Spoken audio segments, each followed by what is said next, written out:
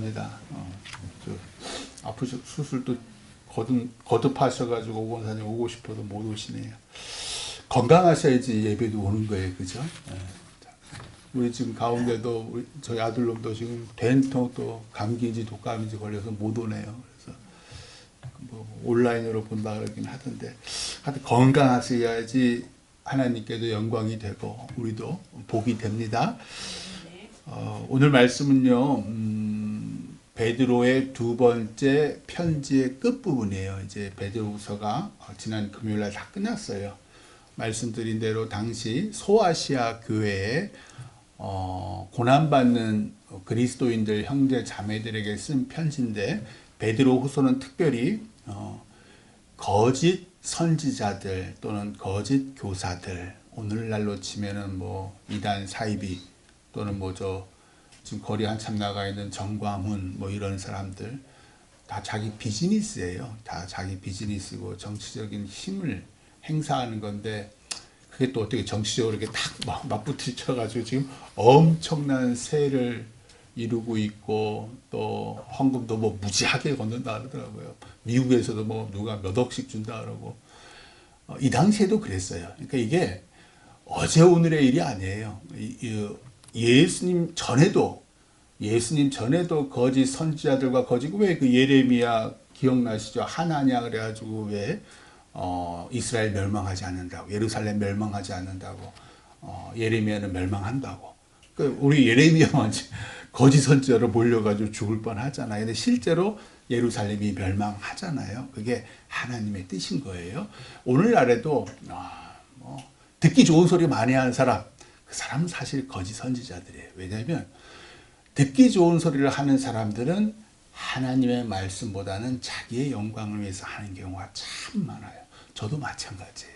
그래서 듣기 좋은 말보다는 하나님의 말씀을 이렇게 우리가 분별해서 들어야 하고 알아야 하는데, 그게 참 쉽지 않아요. 왜? 다 하나님의 말씀이래요. 다. 이 당시에도 거짓 선지자들과 거짓 교사들이 뭐라고 주로 얘기를 하냐면, 봐라, 예수님 재림하지 않잖아. 그 얘기하는 거예요. 예수님 재림하지 않잖아. 세상 끝나지 않잖아. 심판이 없어. 따라서 우리 이 세상은 이대로 쭉 과거부터 지금까지 쭉 그대로 그냥 가는 거야. 따라서 너희 육체가 원하는 대로 정욕을 따라 살아. 어차피 하나님도 없고 예수님도 재림도 없는데. 그러면서 교회 다니는 성도들 가뜩이나 로마 황제로부터 박해받고 재산 뺏기고 심지어 목숨까지도 빼앗기는 이 상황에서 그렇게 얘기하니까, 그래, 내가 뭐하러 예수 믿어서 이런 고난을 받아. 차라리 내가 먹고 즐기지. 이 생각을 하잖아요. 그러니까 넘어가는 거예요. 넘어갑니다. 베드로가 그래서 오늘 말씀 전에 창세기 노아의 시대에도 사람들이 이런 주장을 하다가 홍수 심판을 받아 모두 다 죽고 딸랑 노아의 가족만 살았다. 그 얘기를 앞에서 해요. 그러면서 거짓 선지자들의 그 말과 다르게 주님은 반드시 재림하셔서 불로 경건치 않은 사람들을 심판하시고 멸망케 하신다 라고 말하면서 이제 오늘 말씀이 나와요. 오늘 말씀 8절 한번 보셔요. 8절 다 같이 한번 읽어봐요. 베드로후서 3장 8절 말씀 시작. 사랑하는 자들아, 주께는 하루가 천년 같고 천년이 하루 같다는 이 한가를 잊지 말라. 아멘. 사도들의 말에 의하면 주님이 재림하신다는데, 주님이 30년 전에 승천하셨는데 아직까지 재림하지 않아요. 또 오늘을 사는 우리에게는 주님이 부활 승천하신 지 거의 한 2000년이 지났는데도 아직도 재림하시지 않아요. 그러면 주님이 다시 오신다는 말이 거짓이지 않습니까? 그때나 오늘에나 이런 의문이 있고, 그래서 많은 그리스도인들이 이단 사이비 교주들의 말에 넘어가요. 이 교주가 재림한 하나님, 재림한 메시아 그리스도다. 그래서 신천지 이만희도 그렇게 얘기하고요. 그 JAMS의 그 색마죠. 색마도 자기가 예수랍니다. 자기를 보라 그러고, 하나님의 교회인가 그 교주가 죽으니까 이제 여자가 자기가 뭐 어머니 하나님이라 하고 다 지금 그런 얘기들이에요. 내가 다 재림한 메시아 그리스도야 라고 얘기를 합니다. 그래서 베드로가 시편 90편 4절 말씀을 인용을 해요. 뭐라 그러냐면 시편 90편 4절에는 주의 목전에는 천년이 지나간 어제 같으며 밤의 한순간 같을 뿐이니이다. 모세가 기도한 내용이에요. 천년 전이나 오늘이나 천년 후에도 하나님은 동일하시다. 창세로부터 지금까지 앞으로도 영원히 살아서 역사하신다. 우리야 상상할 수 없는 까마득한 과거의 사람들이지만 하나님은 오늘을 사는 우리에게 성경을 통해서 수만 년 전, 수천 년 전 사람인 아담과 하와, 아브라함과 이삭과 야곱에 대해서 우리는 생생히 듣잖아요. 지금도. 이 수천 년 전, 수만 년 전 사람들이에요. 아담처럼 살지 말고 아브라함처럼 살아라. 요셉처럼 살아라. 다윗처럼 살아라. 그 얘기를 오늘도 계속 듣잖아요. 이 수천 년 전 인물들이거든요. 베드로와 야고보와 요한도 2000년 전 사람들이에요. 우리나라로 치면 삼국시대보다 더 전의 사람들이에요. 신라 고구려 백제보다 더 이전의 사람들인데 여전히 생생히 살아서 그들의 믿음을 우리에게 전하고 있다. 왜 그럴까? 그들은 하나님의 나라에서 영원히 살아있기 때문에. 그들은 지금도 하나님과 생생히 대화하고 복을 서로 주고받고 서로 교제하고 있다. 오늘 말씀 9절 같이 또 읽어봐요. 시작. 주의 약속은 어떤 이들이 더디다고 생각하는 것 같이 더딘 것이 아니라 오직 주께서는 너희를 대하여 오래 참으사 아무도 멸망하지 아니하고 다 회개하기에 이르기를 원하시느니라. 아멘. 거짓 선지자들과 거짓 교사들은 주님이 재림하시지도 않고 또 심판도 없다는 말에 대해서 베드로는 주님의 시간이 우리의 시간과 다르다. 주님의 시간은 천년이 하루 같고 하루가 천년 같다. 라는 말을 8절에서 한 후에 주의 약속, 즉 재림하신다는 약속이 인간의 시간 속에서 이렇게 더딘 건 어떤 거짓 선지자들이 말하는 것과 달리 우리 그리스도인에 대해서 오래 참으사 모두 다 회개해서 아무도 멸망치 않고 구원기 위해서다 라고 말해요. 앞서 보낸 그 베드로전서 3장 20절에서는 이렇게 베드로가 얘기해요. 그들은 전에 노아의 날 방주를 준비할 동안 하나님이 오래 참고 기다리실 때에 복종하지 아니하던 자들이라. 방주에서 물로 말미암아 구원을 얻은 자가 몇 명뿐이니 겨우 8명이라. 노아 부부, 노아의 세 아들의 부부 총 8명을 빼고는 하나님 없어, 심판 없어 했던 그 자신의 욕망대로 폭력에 기반한 힘대로 살았던 그 사람들을 다 물로 심판하셨다. 오래 참으시던 하나님께서 모두 다 결국은 물로 심판하셨다. 그러나 이 신약시대 주님이 태어나시고 지금 주님이 재림하시는 날 이 전체를 신약시대라 그래요. 이 신약시대에는 십자가에서 죽고 부활 승천하신 주님으로 인해서 구원받은 사람들이 이스라엘뿐만 아니라 로마 제국, 소아시아를 포함해서 당시 유럽 모든 곳이 로마 제국이었잖아요. 거기에 수없이 많아졌어요. 그리스도인들이 이외에 다른 지역에 사는 주님을 모르는 사람들, 우리 뭐 중국과 한국과 일본과 이런 사람들, 그들도 주님의 사랑을 알면 주님을 믿고 구원받을 텐데 그들에게 주님을 믿고 회개할 기회조차 주지 않는다는 것은 공평하고 공정하신 하나님이 그리할 수 없는 거예요. 덕분에 이 심판의 날, 주의 재림의 날이 늦어져서 우리가 구원받았잖아요. 만약에 이때 주님이 재림하셨다면 우리는 다 없어요. 그래서 주님은 당신의 약속, 재림의 시간을 늦추신다. 더 많은 사람들이 회개하여 구원받도록, 또한 과거 구원받았는데 다시 죄악의 길로 빠진 사람들, 그 사람들에게도 다시 주님께 돌아올 기회를 주어야 한다. 그래서 주님이 세상 종말을 연기하시고 당신의 재림을 늦추시는 거다라고 베드로가 얘기해요. 과거 구원을 받았는데 다시 죄악의 길로 빠진 사람, 대뜸 생각나는 게 야곱이더라고요. 야곱. 하나님은 끊임없이 야곱을 용서하시고 인내하시고 끊임없이 기회를 주셔요. 계속. 야곱이 왜 어머니의 태중에 있을 때부터, 어머니 리브가잖아요. 리브가 태중에 있을 때부터 쌍둥이 형 에서가 같이 태중에 있는데 그 둘째 야곱을 택하셔서 너로 큰 민족을 작은 자가 큰 자를 이긴다라고 미리 태중에 선택하셨거든요. 그의 삶을 통해서 하나님의 무궁무진한 은혜를 받아요. 그럼에도 불구하고 야곱에게 하나님은 늘 거래의 상대방, 주고받는 거래의 상대방일 뿐이에요. 대표적으로 형 에서의 장자권을 속여서 뺏은 후에 외삼촌 라반의 집으로 도망가던 중 돌베개 베고 자던 베델에서, 원래 이름은 루스예요. 야곱이 베델이라고 이름을 바꾼 거예요. 원래 이름은 루스예요. 여기에서 하나님이 야곱에게 참 어떠한 조건도, 아브라함에게는 내가 약속한 땅으로 가라라고 말씀하셨죠. 야곱은 그런 것조차 얘기하잖아요. 어떤 조건도 없이 내가 너와 함께 있어 네가 어디를 가든지 너를 지키며 너를 이끌어 이 땅으로 돌아오게 할지라 내가 너에게 허락한 것을 다 이루기까지 나를 떠나지 아니하리라. 내가 너에게 허락한 것을 다 이루기까지, 하나님의 약속이 이루기까지 내가 너를 떠나지 아니하리라. 그 어떤 조건도 명령도 하지 않으셔요. 그럴 때 야곱이 자기가 이렇게 서원을 해요.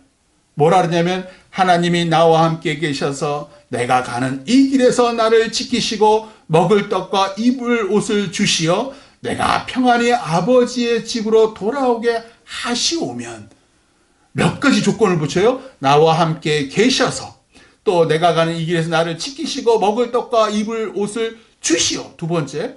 세 번째, 내가 평안히 아버지 집으로 다시 돌아오게 하시오면, 세 가지 조건이나 붙여요. 그렇게 하시면 여호와께서 나의 하나님이 되실 것이요. 지금은 누구의 하나님이에요? 할아버지, 아버지의 하나님이에요. 나의 하나님이 아니에요. 첫 번째, 자, 이렇게 당신이 나에게 세 가지나 주시면, 첫 번째, 당신이 나의 하나님이 되실 것이요. 두 번째, 이렇게 얘기해. 내가 기둥으로 세운 이 돌이 하나님의 집이 될 것이요. 내가 다시 돌아올 때 지금 이 기둥이 내가 그걸 세워서 하나님의 집으로 만들 것이요. 세 번째, 이렇게 해요. 하나님께서 내게 주신 모든 것에서 10분의 1, 11조를 내가 반드시 하나님께 드리겠나이다. 이렇게 세 가지 자기가 서원을 합니다. 하나님은 그런 거 좋아하시는 분이라고. 왜? 사람들은 그런 거 좋아하거든요. 거래 관계 좋아해요. 특별히 위에 있는 주인의 관계, 주종의 관계에 있어서는 종이 주인에게 제가 열심히 일해서 이렇게 하겠습니다. 아이고, 주인이 좋아하거든요. 그걸 똑같이 하나님께 적용한 거예요. 그런데 야곱은 자기의 약속을 지키지 않습니다. 성경을 쭉 보시면. 그런데 하나님은 당신의 약속을 지켜요. 당신이 하신 약속이기 때문에 철저히 지키셔요. 야곱을 사랑하시니까. 우리가 야곱이지 않습니까? 우리가 젊어서 또 병들었을 때, 어려울 때 하나님의 복을 구하면서 우리가 서원했잖아요. 그런데 건강해지고 평안해지니까 우리 마음이 달라져요. 부자가 되니까 하나님과의 약속이 불편해져요. 야곱은 우리입니다. 외삼촌 라반의 집이, 그러면서 이제 첫 번째 베델, 40살에 도망갔을 때 그 베델에서 첫 번째 하나님을 만나잖아요. 두 번째 어디가 등장하냐면, 성경을 보시면 외삼촌 라반의 집이 이제 등장을 해요. 두 번째 스토리가 20년 동안 사위가 아니라 거의 종처럼 일을 해요. 20년 동안. 그 가운데 4명의 아내와 12아들과 딸 하나를 낳습니다. 그 신통방통한 방법으로, 신풍가지나무 막 이런 얘기 나오잖아요. 많은 양과 염소가 자기 소유가 돼요. 다 하나님의 도우심이지요. 눈에 띄게 많은 양과 염소를 소유하자 외사촌들, 외삼촌 라반의 아들들이 눈에 막 이글이글 불이 타는, 시기와 질투로 불이 타는 거예요. 그러자 하나님께서 야곱에게 알려주셔요. 밤에 네 조상의 땅, 네 족속에게로 돌아가라. 내가 너와 함께 있으리라. 도망갈 때가 되었다 라고 알려주시고, 그러자 조용히 야곱이 자기의 4명의 아내와 자식들과 또 돈이 많아, 재산이 많아지니까 하인들도 많고 자신의 모든 가축을 다 데리고 조용히 외삼촌 라반의 집에서 떠납니다. 그리고 3일 동안 몰래 갔는데 3일 후에 들통이 난 거예요. 어이쿠, 이것들이 사라졌네. 그러면서 7일 길을 외삼촌과 외사촌들이 쫓아오는 거예요. 7일 길을 쫓아와서 야곱을 탁 잡아버려요. 그러자 야곱이 라반에게 이렇게 얘기해요. 20년 동안 내 가축 중 그 어떤 것 하나 내가 속여서 뺏은 가축이 없잖아요, 외삼촌.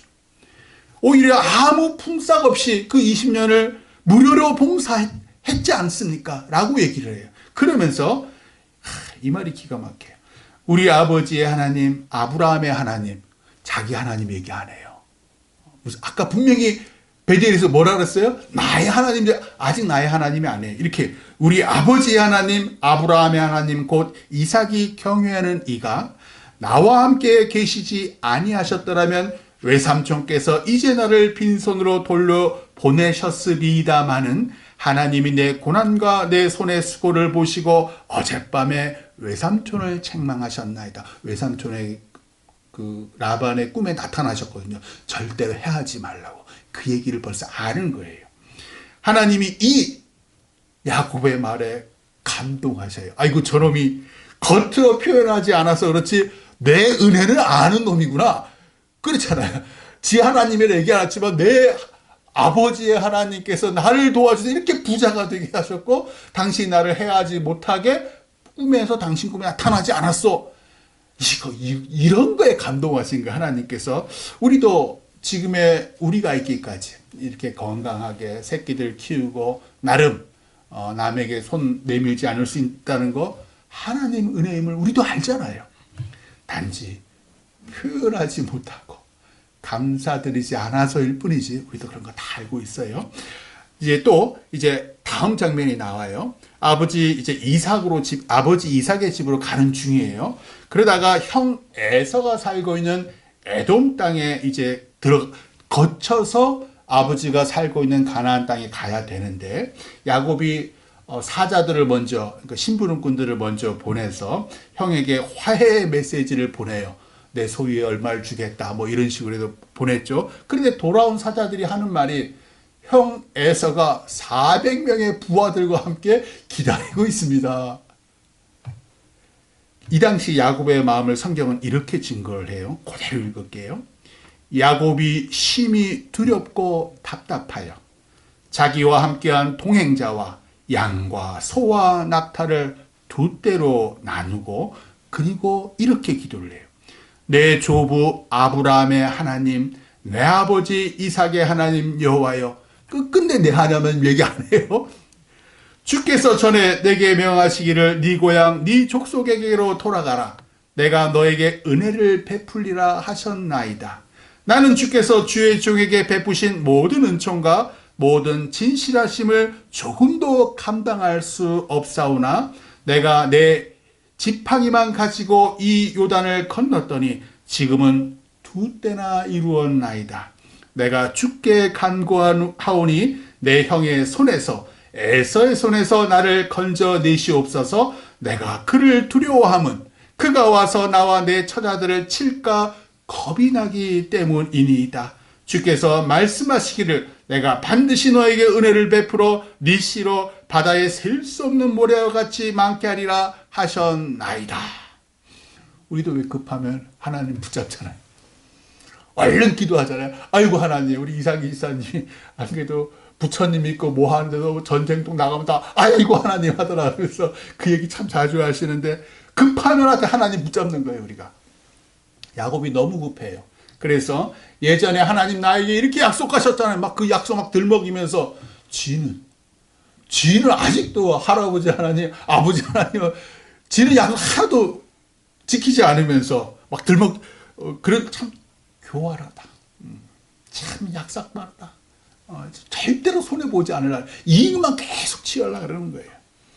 그래서 두 때로 다 보내고 난 다음에 야복 강가에서 홀로 남은 야곱이 자신을 축복해 달라고 하나님의 사람을 붙잡아요. 참 신기하지 않습니까?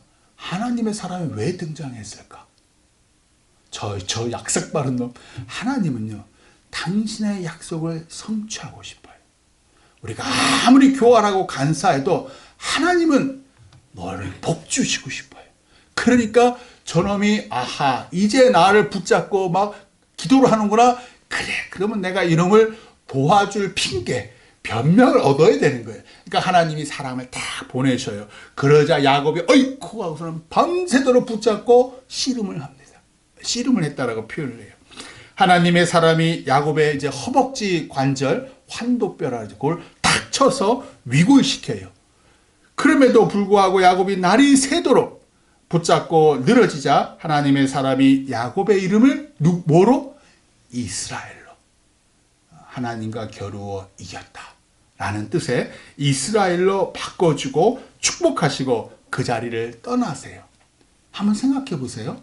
하나님의 힘이라면요, 아무리 야곱이 붙잡고 늘어져도 얘 이놈 툭 하면 툭 나가 떨어져요. 근데 일부러 계속 붙잡고 늘어지기까지 하고 나중에는 이제 아시지만 황도뼈를 왜 치셨어요? 우리가 왜 기도하면 무릎이 아파요? 다 하나님의 이유가 있으신 거예요. 에서랑 화해시키려고 절뚝절뚝거려서 에서랑 화해시키려고. 이스라엘이라는 이름으로 바꿨잖아요. 도대체 하나님의 뜻이 뭘까? 후손들아, 이스라엘의 후손들아, 하나님의 백성, 하나님의 자녀들아, 날 붙잡고 늘어져라. 의사가 네 병 못 고치면 날 붙잡고 늘어져라. 아무리 주식 투자하고 네가 저축을 해도 돈을 못 벌고 집을 못 사. 날 붙잡고 늘어져라. 내가 네 생명이요, 네 치유요, 네 건강이요, 네 돈이다. 너의 계획 나에게 달려있으니 날 붙잡고 늘어져라. 그리하여 네 옛사람 남의 뒤치기라 밟는 그 얍삭한 야곱으로 살지 말고 거듭난 하나님의 사람 이스라엘로 살아라. 내가 널 축복하노라. 내가 널 살리고 내가 너를 통해 내 뜻을 펼치리라. 그것이 구원하신 목적이에요. 내 계획대로 내 멋대로 살라고 구원하신 게 아니라 날 향한 지극히 작고 얍삽한 날 향한 하나님의 뜻을 이루시기 위해서 우리를 구원하셨다. 절뚝이며 에서와 화해한 야곱이 아버지 이삭이 살던 고향이 아니라 대뜸 세겜 땅으로 돌아갑니다. 아니 이놈이 왜 이러지? 분명히 하나님께서 네 아버지의 고향으로 돌아가라고 해서 그래서 외삼촌 라반의 집에서 나왔는데 그리고 외삼촌 라반이 못 쫓아오게끔 다 하셨는데 그런데 야복 강가에서도 에서의 그 위협, 살해 위협을 피하게 해주셨는데 그런데 아버지의 땅으로 안 가고요. 세겜 땅으로 갑니다. 왜 이랬을까? 야곱은요. 아주 치밀하고 교활합니다. 형은 내가 아버지의 땅으로 가는 걸 알고 있어. 형의 마음이 언제든지 돌변해서 내 재산을 다 뺏어갈 수 있어. 그러니까 나는 아버지 땅으로 갈 수 없어. 형이 모르는 땅 세겜으로 갈 거야. 참 우리가 하나님을 믿잖아요. 근데 전적으로 믿지는 않습니다. 우리는요. 내 뜻과 내 계획대로 살아요. 하나님의 뜻이 내 뜻과 내 계획에 맞기를 원하지 하나님의 뜻에 내 뜻과 내 계획을 전적으로 맡기지 않아요. 야곱도 우리랑 똑같았어요. 얍삽하게 머리를 굴립니다. 그래서 형이 모르는 땅 세겜으로 갔는데 이런 세겜 땅에서 외동딸, 그 외동딸 디나가 갑자기 세겜의 추장회에서 강간을 당합니다. 그러더니 강간할 뿐입니까? 결혼하고 싶다고. 그러니까 화가 난 그 오빠 시므온과 레위가 할례를 받아라. 우리는 너희도 할례를 받아야 돼. 그렇게 해서 모두 다 아파서 있는 그 세겜 족속 모두를 다 죽여버려요. 이 소식을 들은 아버지 이삭이 큰일 났다. 이 세겜 족속과 같이 연합한 이방 족속들이 이 소식을 들으면 반드시 우리를 쫓아와 다 죽일 거야. 너무 당황해합니다. 이때 또 하나님께서 임하셔요. 일어나 베델로 올라가서 거기 거주하며, 무슨 얘기? 세겜 땅으로 갔잖아요. 걸로 가지 마. 다시 베델로 가. 네 아버지의 있는 고향 근처 베델로 가서 거기 거주하며 네가 네 형 에서의 낯을 피하여 도망하던 때에 너에게 나타났던 나 하나님께 제단을 쌓아라. 얼마나 감사한지요. 자기도 부끄러운 거 알아요. 얼마나 감사한지. 야곱이요, 가족과 일행 모두에게 너희가 갖고 있는 이방 신상들 다 버려. 그러니까 사랑하는 아내 라헬이 드라빔, 지 아버지 외삼촌 라반에서 갖고 드라빔을 다 버려버립니다. 그리고 전결케 하고 다 몸을 씻고 의복을 다 바꿔 입게 해요. 이 말이 무슨 말이에요? 야곱이 여전히 우상 숭배를 했다. 온갖 신, 그렇잖아요. 하나님 안 믿는 사람들 뭐 알라신, 부처님, 하나님 해가면서 기도했듯이 이랬다. 그러니까 여전히 내 하나님이 아니었던 이유예요. 이제서야 이제 다 그거를 버리게 합니다. 그러면서 뭐라고 이제 모든 가족들에게 얘기하면, 우리가 일어나 베델로 올라가자 내 환난 날에 내게 응답하시며 내가 가는 길에서 나와 함께 하신 하나님께 내가 거기서 제단을 쌓으려 하노라. 하나님이 야곱에게 감동하셔요. 야, 이놈이 드디어 그 온갖 잡다한 우상들을 다 버려보는 거야. 마찬가지입니다. 우리도 무슨 우상들이 있어요? 재물에 대한 우상, 이념에 대한 우상, 민족에 대한 우상. 그게 다 하나님보다 앞서 있는 사람들 너무 많아요. 그 우상들 다 버리기를 원하시는 거예요.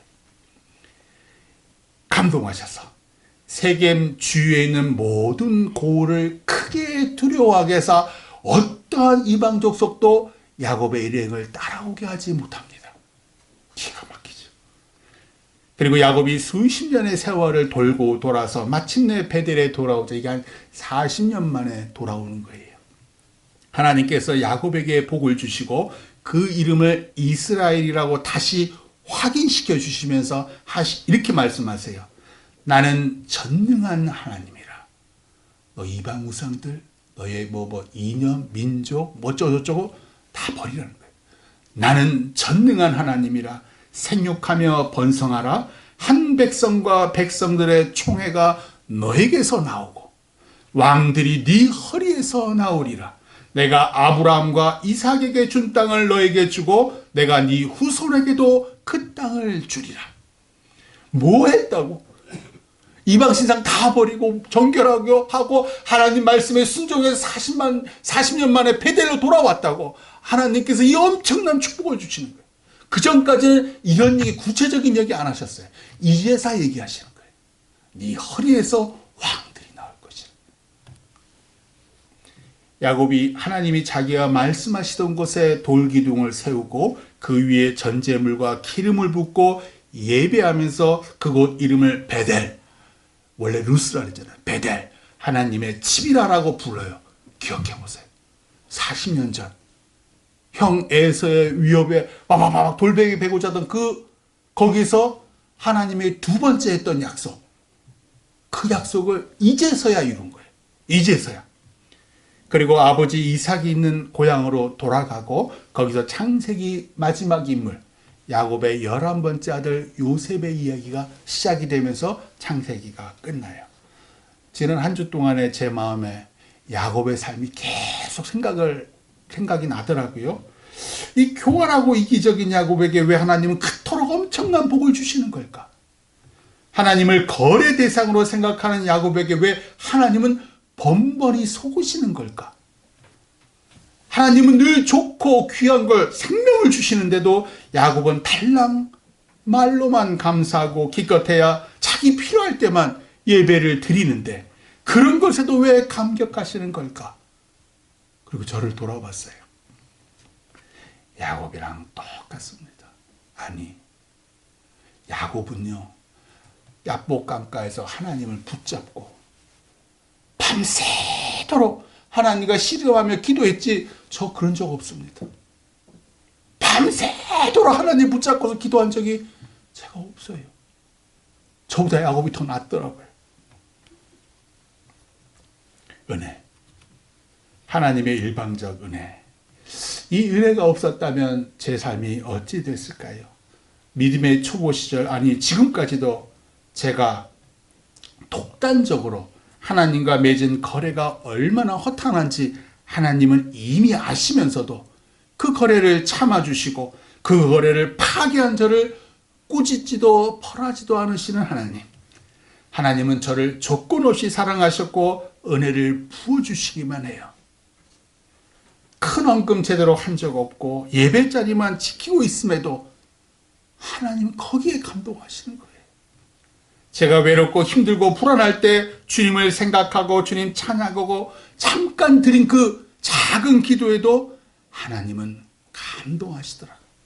유치원에 다니던 딸아이가 예전에 6살, 7살 때일 거예요.